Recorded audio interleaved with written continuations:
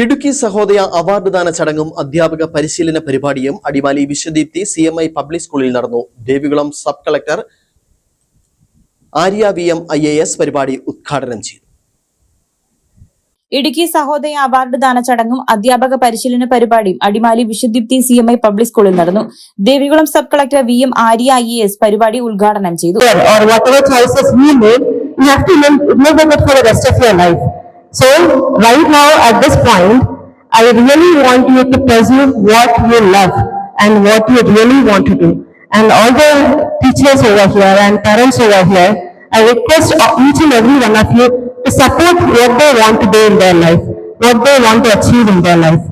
ഇടുക്കി സഹോദയയുടെ കീഴിലുള്ള CBSE സ്കൂളുകളിലെ SSLC +2 പരീക്ഷകളിൽ ഉന്നത വിജയം നേടിയ വിദ്യാർത്ഥികൾക്ക് ചടങ്ങിൽ അവാർഡുകൾ വിതരണം ചെയ്തു.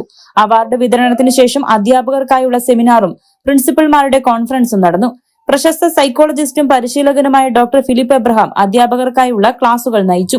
Sahodaya president father doctor Sijan Paul Oonnukallil അധ്യക്ഷത വഹിച്ച യോഗത്തിൽ സഹോദയ വൈസ് പ്രസിഡന്റും വിശ്വദീപ്തി പ്രിൻസിപ്പളുമായ father doctor Rajesh George, Vishwadeepthi school vice principal father Sobin Kizhakkayil, administrator and bursar father Jio Jose എന്നിവർ ഉദ്ഘാടന ചടങ്ങിൽ പങ്കെടുത്തു.